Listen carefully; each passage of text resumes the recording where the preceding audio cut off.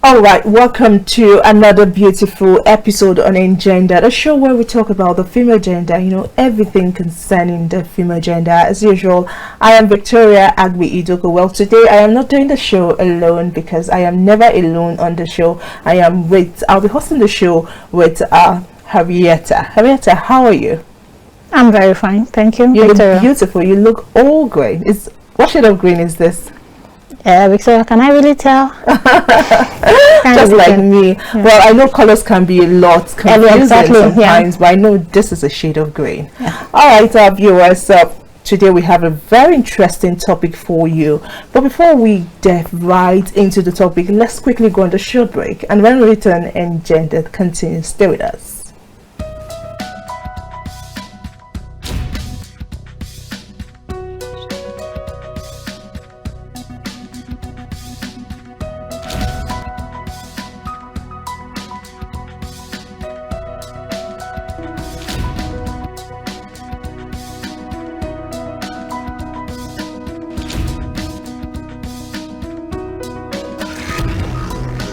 Welcome back. If you're just joining us, it's Engendered o'clock and the show is about to begin. That means you're right on time. All right, today before we went on that break, I told you we have an interesting topic for you. Well, I wasn't lying, neither was I joking. If you look around, if you've been present on the social media, if you've been current, you know that something has been happening very important. We saw the trending stories pertaining sexual harassment coming from a senator. Well, we'll be looking at this topic not because it's trending, but because of the major issue there, the harassment. Now I'll be reading to you something, and when I'm done, the background, we'll discuss this issue. I and Harriet will look into this issue deeply.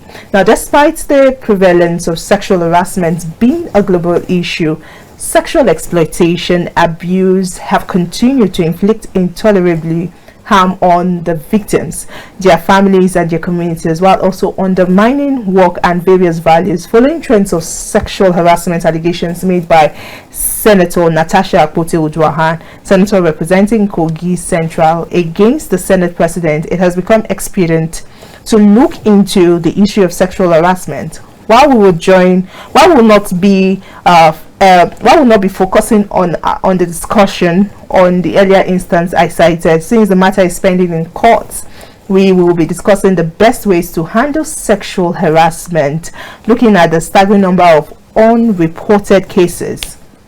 Now, we'll be looking at various forms of sexual harassment, what causes it, and how can the female gender handle this form of sexual harassment. Harriet, how are you doing today? I'm very well, thank you.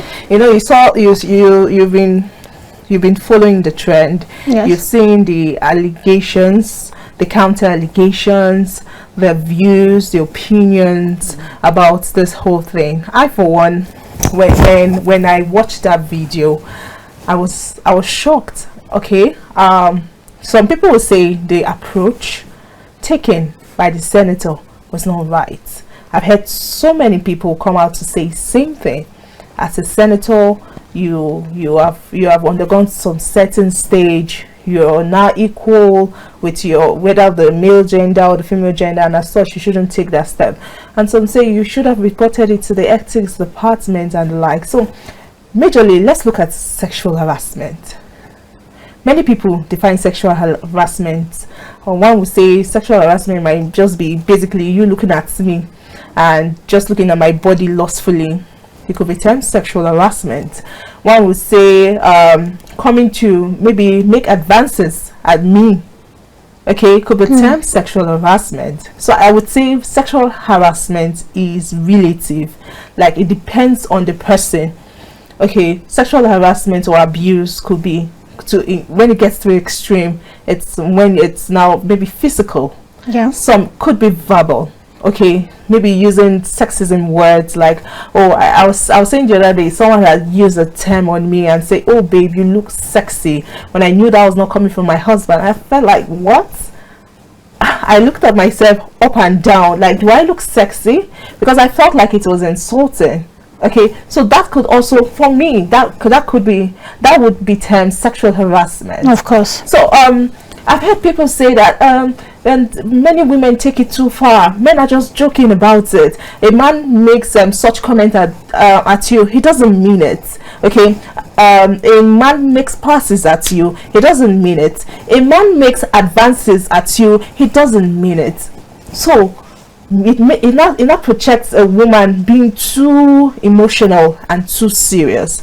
I really don't know. For me, I think like once you open your mouth to tell a woman she looks sexy, it means you mean it. Once you approach a woman and make advances at her and say, oh girl, perhaps can you meet me at my hotel room or a house or something, it means you want to carry on the act. And if the woman objects and maybe refuses and perhaps reports it, and you now make comment like, oh, I wasn't serious. So I really don't know how, perhaps maybe in a way, do you want to say that these comments are true? Because if there's men are saying that women are taking, I've seen some men say women are just being too serious, overzealous, so they're taking it too far. And when a man makes advances, when he comments on your clothing or on how you dress, he doesn't mean it. When he makes advances, he doesn't mean it. How do we now know when the man means it? Well, for me, I would say every word that comes out of a man's mouth, he means everything he's saying. So if a man looks at you and he's lost in words and said, you look beautiful, and he means it. So it's not about a woman being too sensitive. Of course, we're sensitive to our bodies. We know what we're taking, and maybe word of mouth, whatever you say to us, we understand it. Women understand a lot of things. Women understand reactions from men. Before you make a step or even begin to think of you want to go out with a woman, she knows exactly what you want. Yeah, she can tell. She can tell what you want. So I don't think we're being too sensitive, or I don't think perhaps we're being protective of ourselves. You need to be sensitive as a woman. You need to be sensitive to understand what energy is coming to you. I quite agree with you. You know, the other day I was having a conversation with someone and we're talking about infidelity, and I was telling the man how very sensitive women are, because most times you find out that men, when they want to cheat, they feel like, oh, especially married men, they feel like, oh, their women will not know. And I was telling that guy that for you to even be thinking about it, the woman already knows. She knows. Before you even carry out the act, she knows already. Okay, the fact that she decides to keep quiet does not mean she's not aware, but she decides to keep quiet. It tells you, when I hear people say women are too emotional, women are overzealous, women are too sensitive, men just joke about these things, and I'm like, no, this is how women are. Okay, for me, this is how women have been wired to be. It is not a weakness. No, it's not. It's a plus. It's a plus. And since men have known that this is how women are, okay, so why do you continue to play about and joke about these things? Why do you continue to make advances at women when you know that she's going to overreact? Okay, why do you continue to make comments or remarks, sexual comments and remarks, when you know she's going to take it serious, going to get to her head? Okay, so I feel like the men expect to throw comments, and the women should defend it by themselves. Yeah, and I think that is not right. Yeah, I think it is not okay. We're having a discussion with our colleague yesterday, and I was like, why do you have to do this? You blame a woman when a woman is raped. She goes to the police station or reports to the force, and they ask her questions like, okay, perhaps where were you at the time?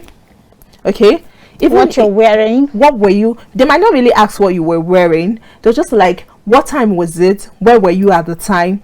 So even if, let's say, she was at a nightclub, does that call for harassment, sexual molestation, sexual abuse? No. Okay, so these are good questions we ought not to ask.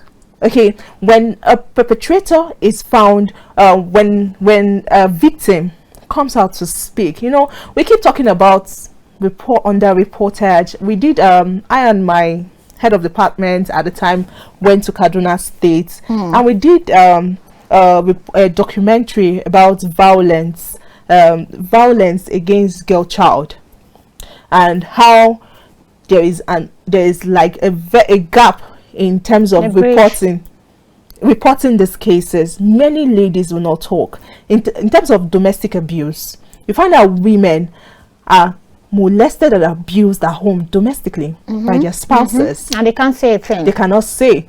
Okay, so one woman was giving us an illustration about how a lawyer, how she was following up a woman that was being beaten at home by her husband, and when she found out and they introduced the lawyer to the woman, and she said, no, my husband, no, they beats me, yo.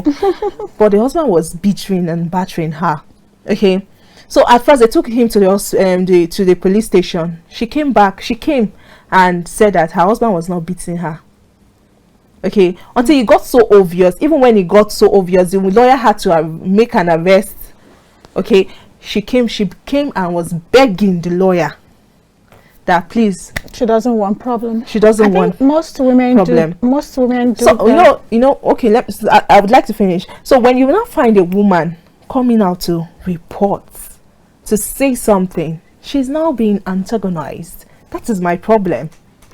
Okay, the same society which is supposed to defend her now coming to antagonize that woman. I don't know where we are going to ever get to that extent where we do not blame the victims.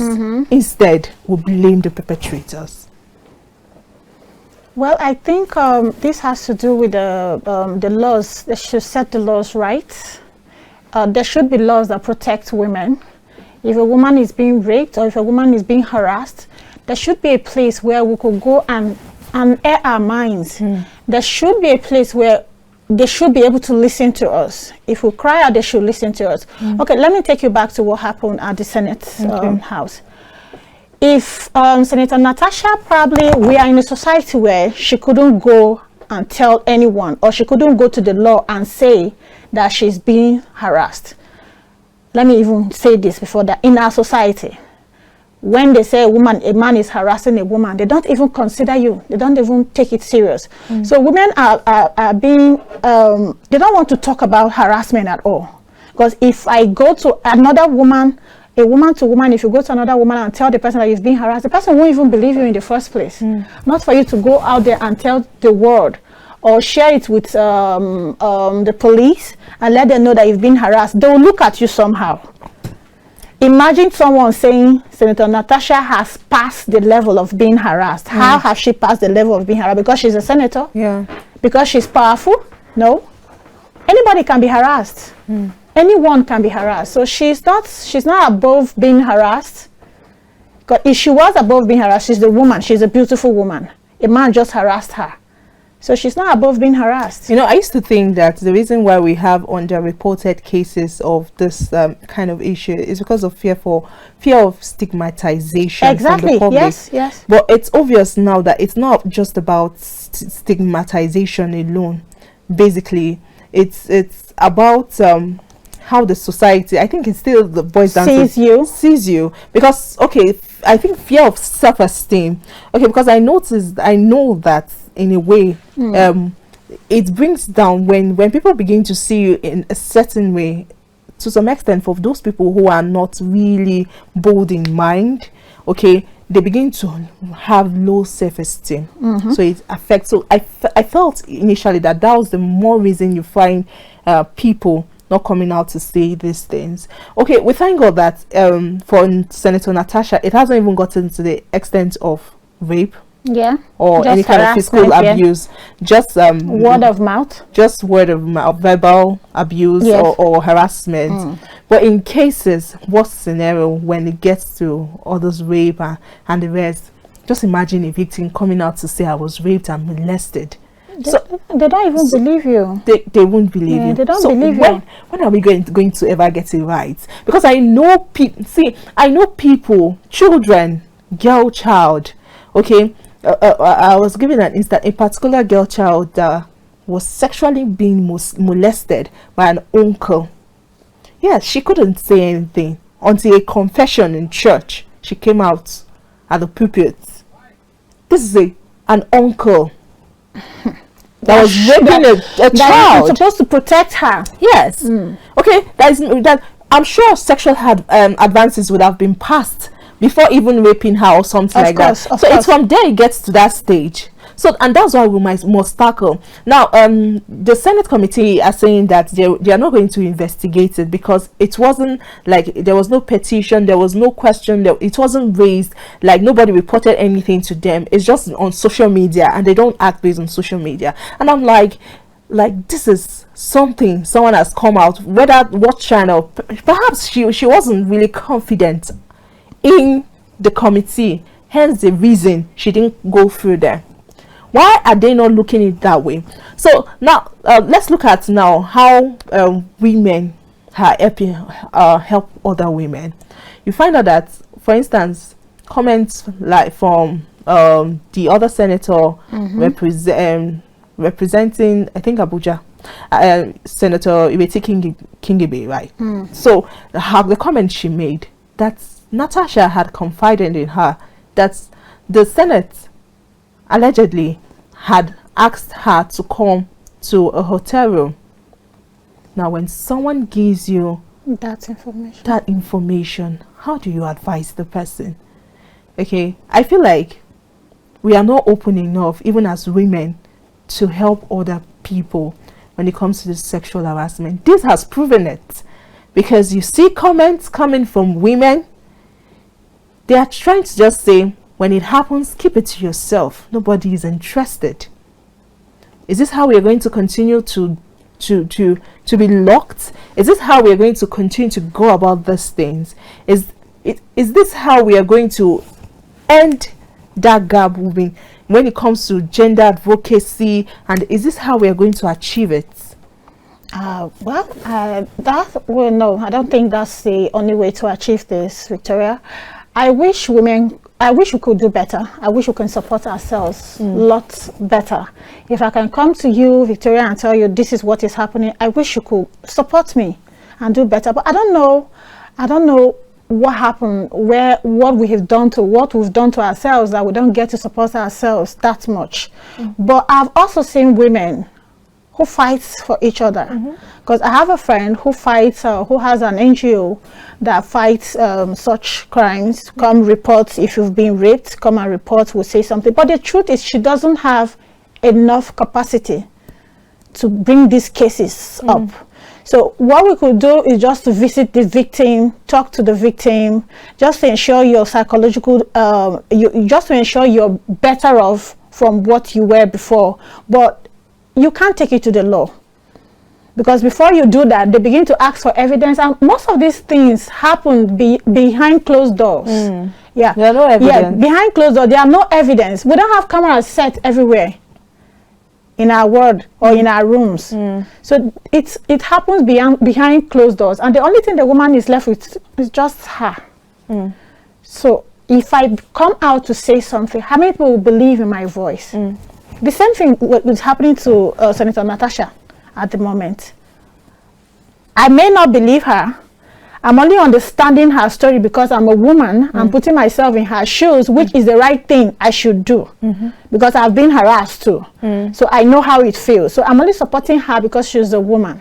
I don't know the real story. Yeah, nobody knows the real story. Yes, nobody knows the real story. So do you think the reason why many men are coming to, or maybe both men and women are saying that it might not be true, that maybe she did not handle it maturely against her, maybe contradicting her, perhaps because they've not really experienced sexual harassment? Do you think that could be the reason? Because I don't think, for me, I don't feel like anybody who has experienced sexual harassment we know that it is important to give any, not just about Senator Natasha, because one will say, oh, she's a senator, she should have actually, because she's a senator, she should have handled it maturely, and that was not the right way. How maturely can you handle harassment? But to any victim, in fact, how maturely everybody should be given an opportunity.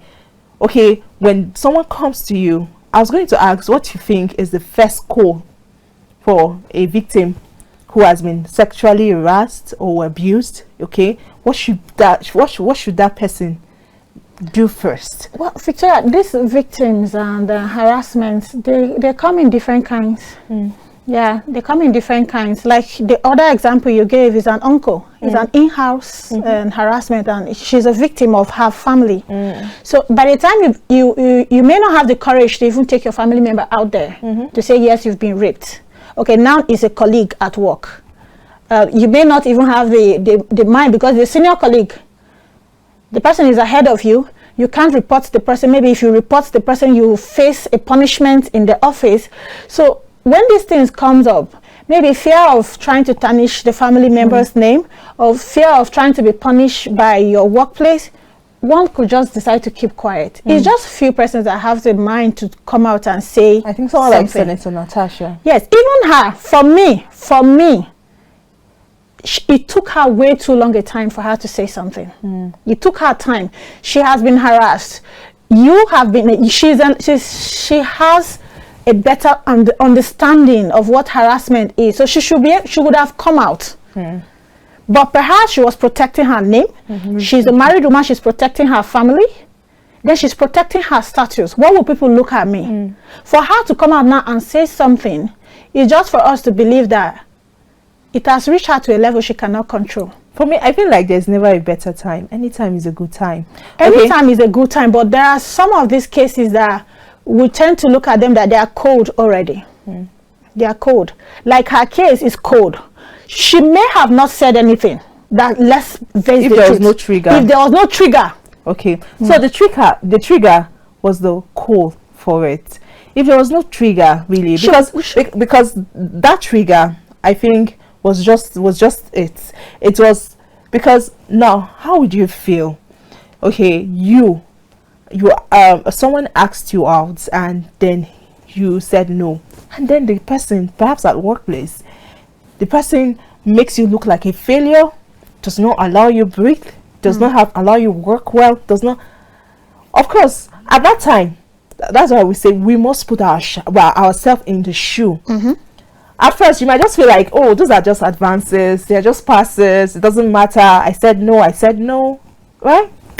But then the person is now using it to victimize you, now using it to undermine you, to bring you down. I think whatever time you decide that no, I cannot take this any longer, is the best time. Even if it takes 20 years later to say, of course, I cannot take this. Of course. And don't forget that these things happen in workplaces. When this issue, we started to see a lot that perhaps has been happening in workplaces, how people were complaining that most times they even report these cases to their HR. HR does not do anything. Instead of them suspending the perpetrator, they will suspend you that complained. Okay, and before you know, even if, or let us say at the end of the day, the HR is followed the due process and management sat on the issue, and the perpetrator is actually brought to book and maybe punished or the like, or maybe sent away. Workplaces, those colleagues will now be victimizing the victim. You understand? I feel like it's a cultural structure thing. It's something that has to do with the way we've been. Definitely not me, because I do not think that way. Anybody that harassed you as an individual should not determine how you will act or react to the person. It's just like you insulting me, and then you expect me to be cool, calm, and coordinated about it. It doesn't work that way. The fact that you are insulting a person, okay, you should be able to take insults back, even though the person decided that, oh, let me be calm, okay, and you did not envision or see that the person was going to react in a possible way, that does not really make the person a bad person.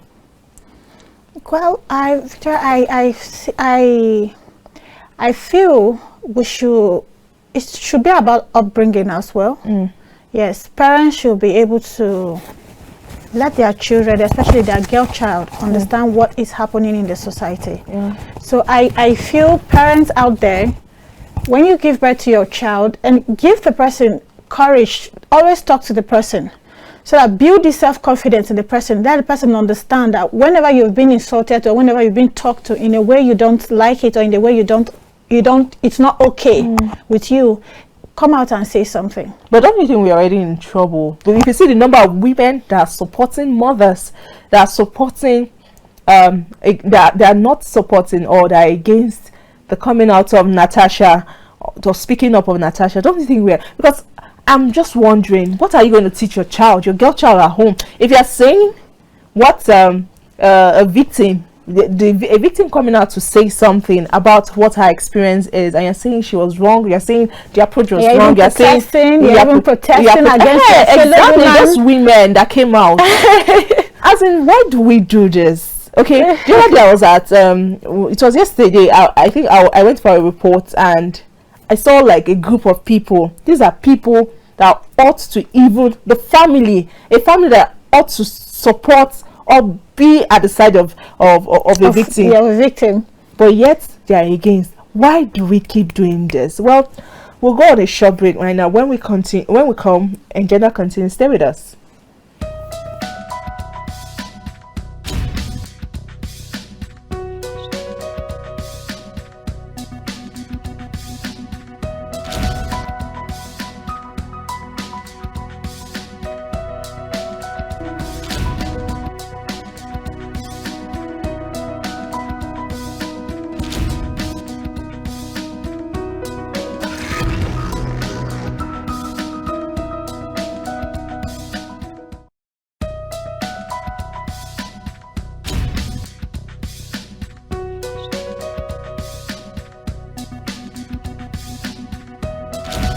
Please, girls, let's be fast with our chores. It's almost time for Engendered.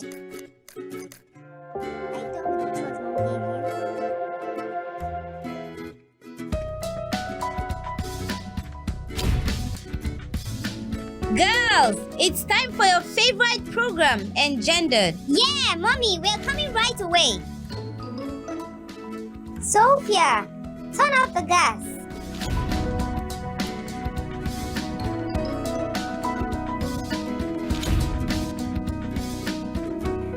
What are your fears as a woman? And what are your doubts as a lady? You think you're alone with those thoughts? Then welcome to Engendered, where we'll bring you discuss, interviews, previews, experiences, opinions, and issues relating to the female gender. This is Engendered.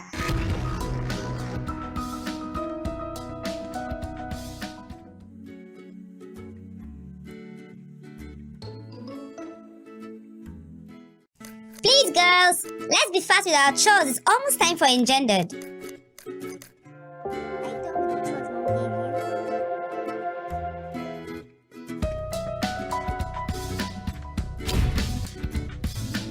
Girls, it's time for your favorite program, Engendered. Yeah, Mommy, we're coming right away. Sophia, turn off the gas.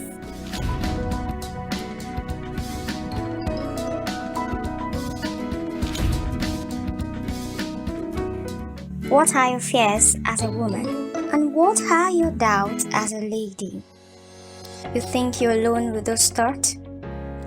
Then welcome to Engendered, where we'll bring you discuss, interviews, previews, experiences, opinions, and issues relating to the female gender. This is Engendered.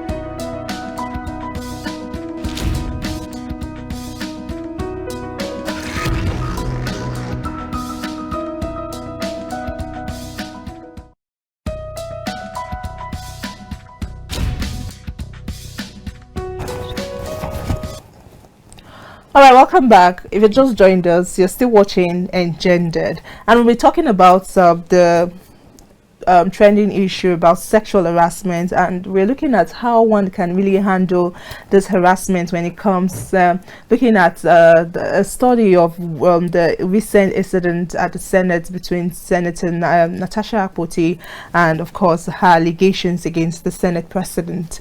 Now we've talked about so many things, how sexual harassment can be termed by different people, while some people says it could be relative. Like what I term sexual harassment might not be sexual harassment to the next person. Some people are fine being called petty names from people aside from their spouses. It doesn't really matter. Some people are fine being made advances at. It doesn't really matter. It depends on who you're dealing with, and the fact that people just feel like Harriet, people just feel like it could be termed lightly if sexual passes are made. It's the onus is on you as the woman, okay, to decide and decipher if you want it or not. If you don't want it, fine. You want it, fine. Let's not forget there are some men that would never give up. They will never. I don't know if you have had that kind of experience, but there are some people that will never give up, and they go through any extent. Some are nice enough to woo you, you know, buy you things, give you gifts until you accept. Some use negative approach, different kind of approach to ensure, especially when it comes to workplaces. We find out that many women, many young girls, many young ladies suffer. I understand that men should go through some of these things too, but when you look at the percentage, you find out that it's more from 60-40.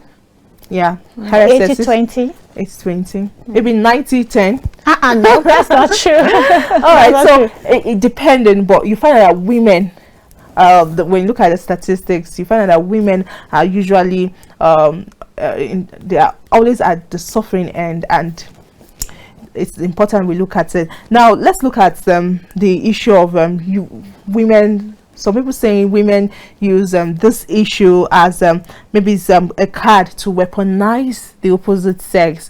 We understand that sometimes allegations are made by women, and when you look at it, they are not true. There are some ladies that they just feel like satisfied when they say, oh, I'm dating that person, I'm dating my boss. You understand? They feel like they're on top of the world, and so they will do anything to say, oh, I'm sleeping with that man. Yes, there are some ladies like that. Okay, so we'll find out that some women, some women use it as a weapon to either for career growth, either for, let's say, grade at schools. Okay, because you find out that young girls at schools too do the same thing. Some young girls, they say, oh, I'm dating a lecturer, okay, or just for favoritism, or just to maintain some level of pedigree amongst her peers. Like, oh, I'm dating that guy. I'm dating that lecturer. The question I would ask is, to what end? Yes, you're dating a lecturer, then what? You're dating your boss, then what? What if these people are all married? Most times they're usually married. Yes, now. what happens to your own dignity? So if you're dating whoever you're dating, it's none of anybody's business anyway. So my problem is women needs to, we just need to keep our mouths closed at times. And keep our mouth, just open your, say something when you have to say something. Yes, like in a case of, okay, you find that most cases women are being harassed and they don't get to talk. You go talking about a different thing. Okay, like, I'm dating this person, I'm dating this person. Why don't you tell us what we need to hear? You've been harassed. Share your story. What if somebody will learn from that story? No, for a woman to say, like, I'm dating this person, it means there's a consent. That's the two different things. Now we have women who do not mind.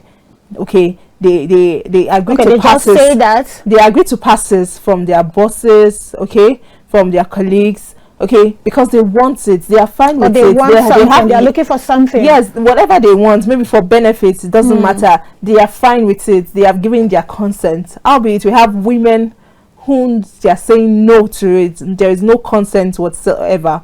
So when that woman is coming to meet you, not tell you that, oh, her own side of story is that she is dating her boss or she is dating her colleague and she's benefiting from it, okay, and just to maintain, so that you say, oh, that girl, a big girl, oh, she's fine, she's this, okay, because she wants to maintain some sort of class and maybe pedigree among her peers. But a woman who is coming to narrate to you that that my boss is making advances and me, I don't like it, okay, it's demeaning or something, okay, that's a different story entirely. Yeah, it's a different story, yes. You understand? So it depends. Okay, so the one for weaponizing most times is the one that has given consent. Yes. They are giving consent. And she's okay with everything. They are either using it to weaponize against their colleagues. You find out that some colleagues will be dating their boys and they'll be giving the instructions. Oh, do this nothing.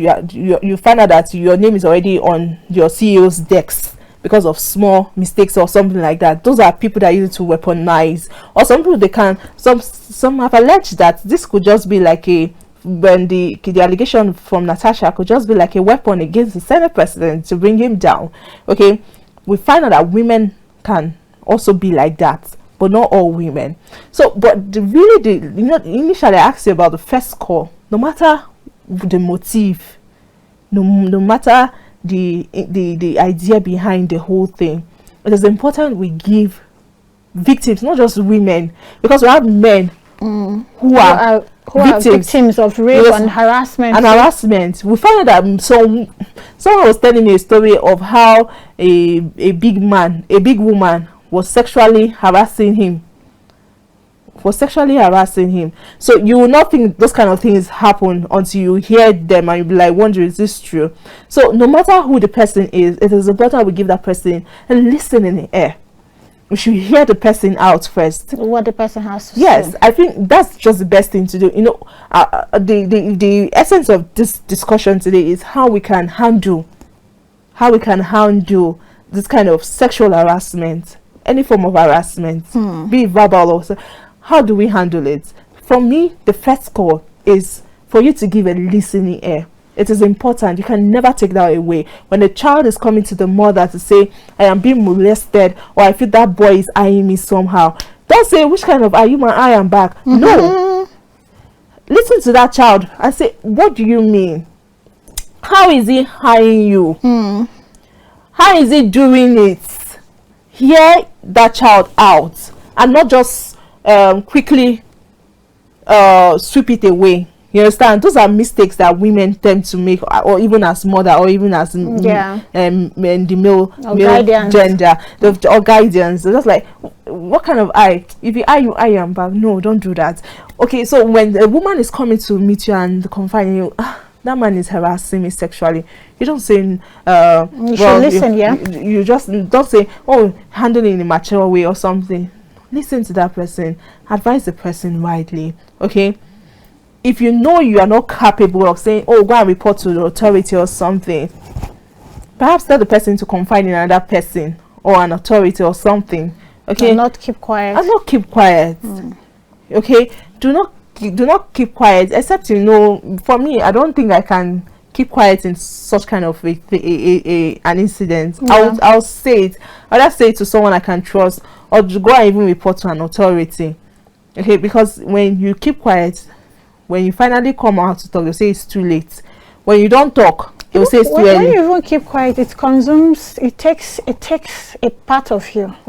Yeah, something you keep quiet and then you don't get to talk about it. Then inside you're dying in silence and all of that. So you don't really, you feel it as something, you've lost something. So it's better to say something, or probably report to the authorities.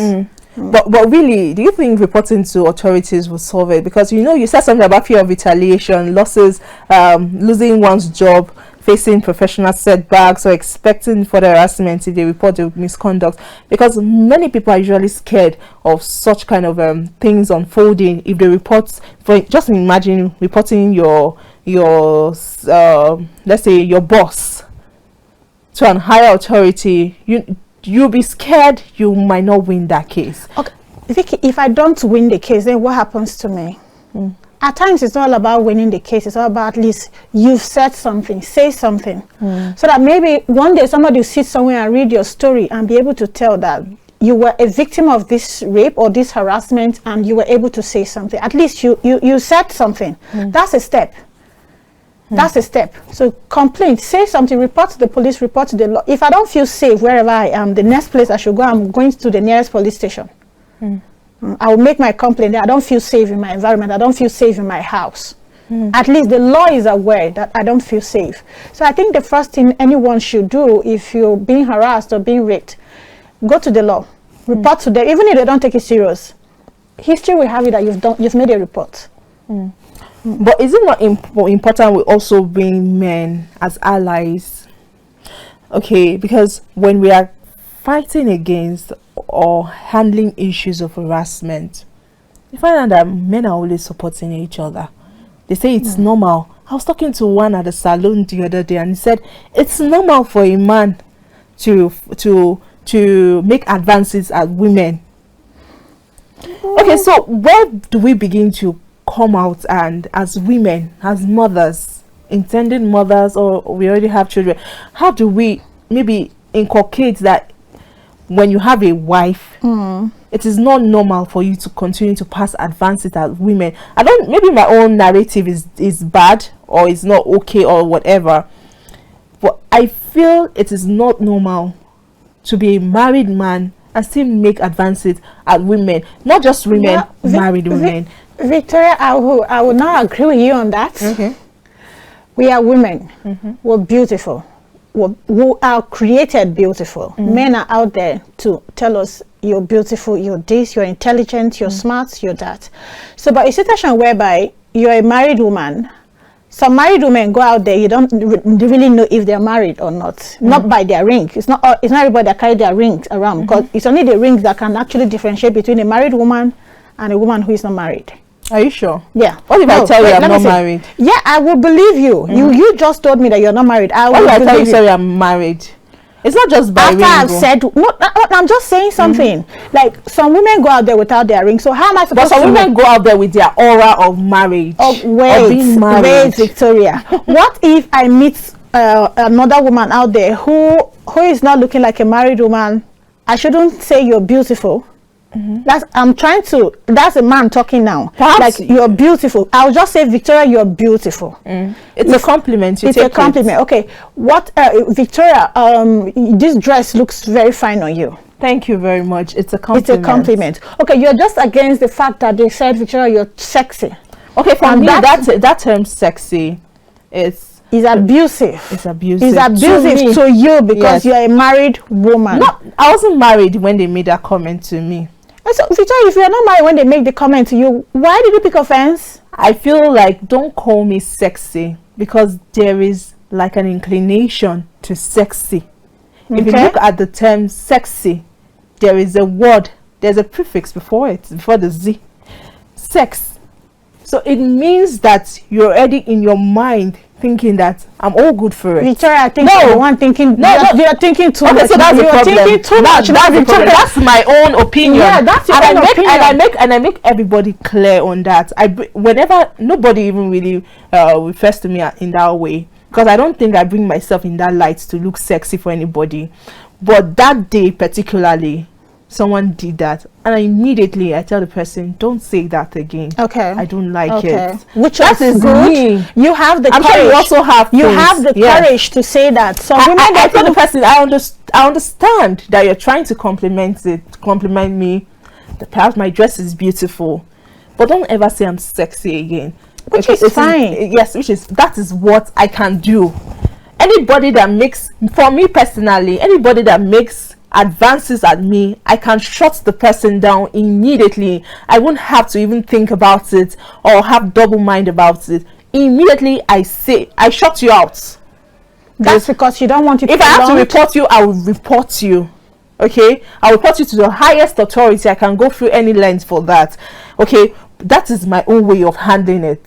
I know some people would rather keep it in mind and say, no, not even rather, not even rather. Let's look at this scenario now. Yeah, you can tell someone out there, shut the person out when the person tells you things that you don't like. That's another woman for you. Another woman will not be able to say a thing. She will just walk away. Another will love what the person has said. That same word they said to you. That's why I said sexual harassment depends. It is relative. What you term sexual harassment might not be what I term sexual harassment.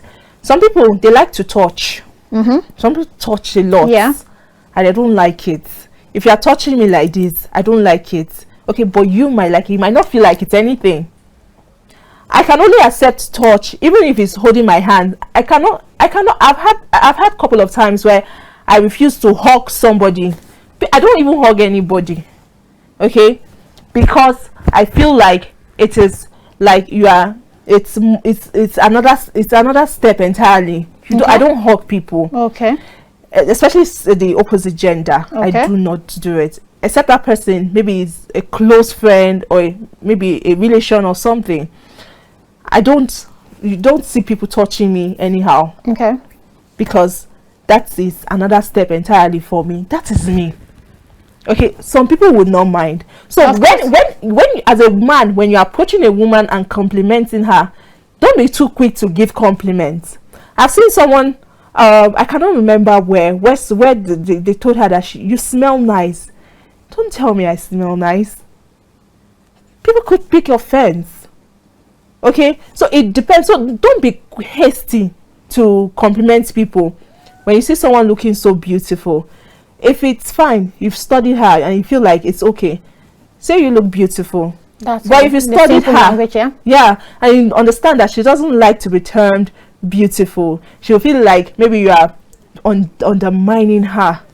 Okay, some people do not like to feel feminine.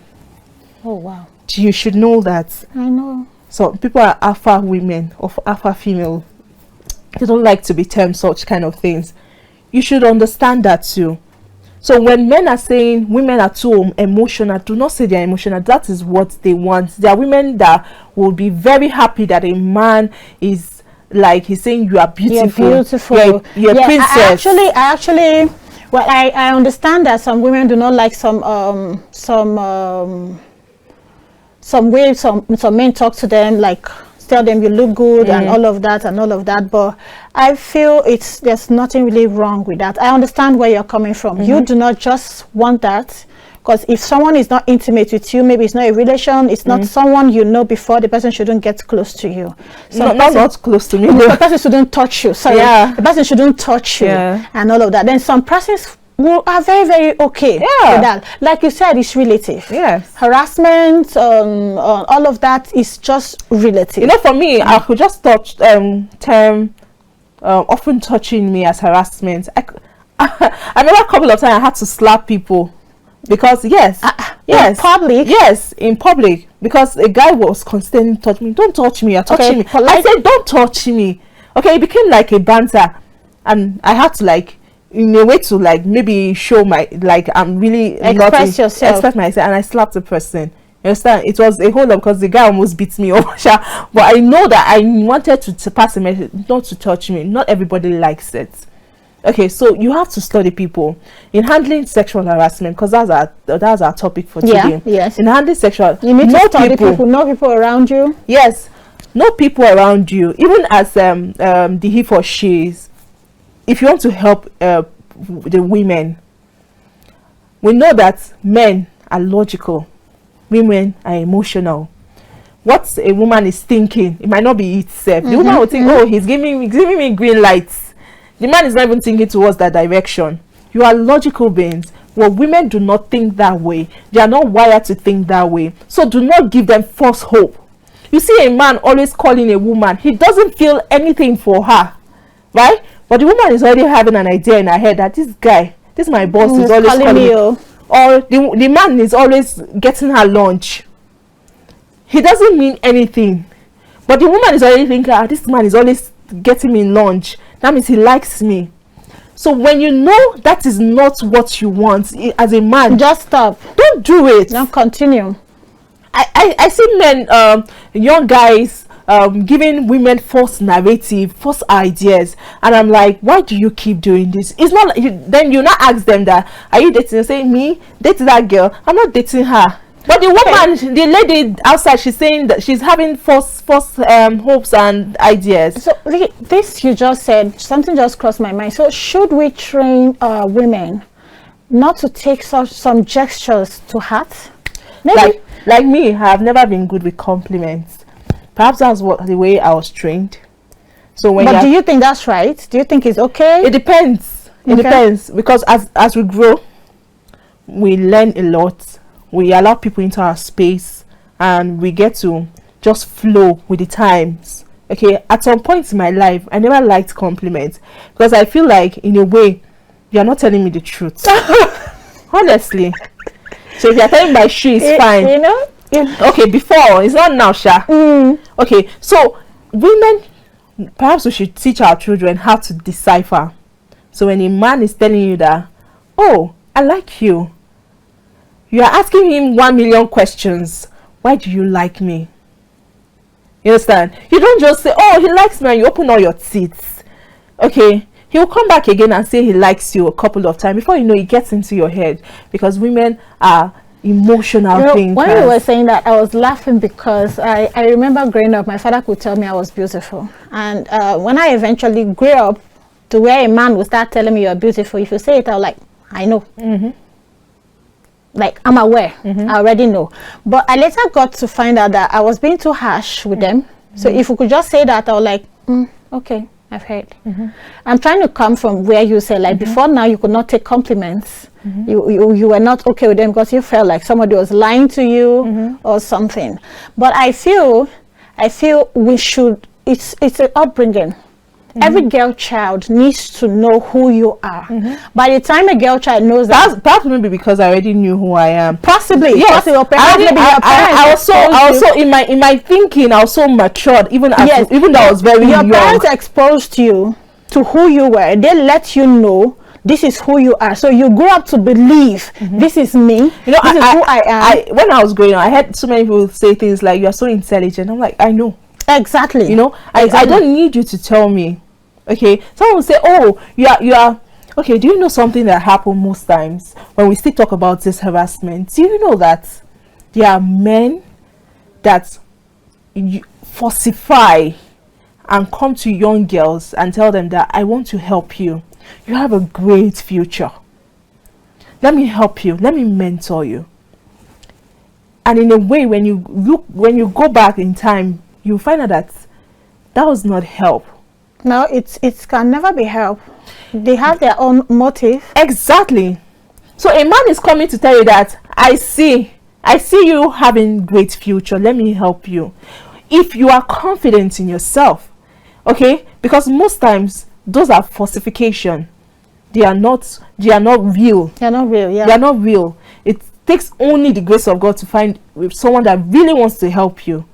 Okay, so you just tell yourself, sir, I know I have a great future. I am working step by step with the help of my parents to achieve that. But many young girls will fall into that. They say, he has ambition, a great future for me. You see, that's another topic. Yes, truly. Yeah, so it's just handling sexual harassment, because we seem to like just like the men said, like maybe we are overzealous. For me, I'm not. I don't take things lightly. Well, what I would say is this: every mother out there, every guardian out there should be able to train the child, a girl child especially, prepare the person for the future, because like you said, it's as if we're already in trouble. Yes, we are in trouble, But if we prepare these children very well, let them have the confidence, like the confidence you grew up with. There's nothing I can tell you now. There's nothing anybody can tell you now. They tell you, Victoria, you're beautiful. I know.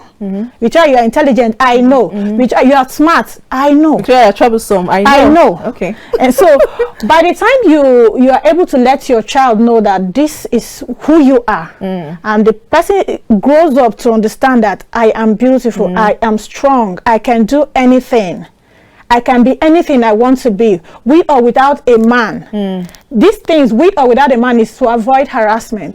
Because by the time a man comes to you or comes to me and tell me, Harriet, I want to get you to do this, I want to get you to do this, you have a motive. True. Why are you coming to me to get me to do something? You're not my parent, you're not my father, then you're not my husband, so why are you coming to me? But some come with a clear mind.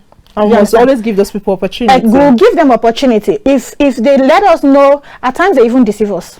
Oh well, let's leave that deceiving part because we're already running out of time. So much has been said yet. So much has come out from Harriet. It's important to women, mothers, train their children to be like self-independent, self-thinking, self-matured, self-confident, that they could achieve anything without the help of a man. So and they can build esteem around your children, so when they see threats of sexual harassment, abuse, they know how to handle it. It boils down to every mother out there, including the father.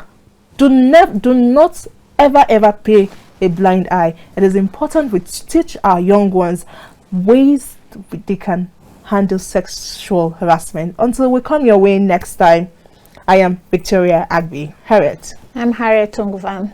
All right, bye.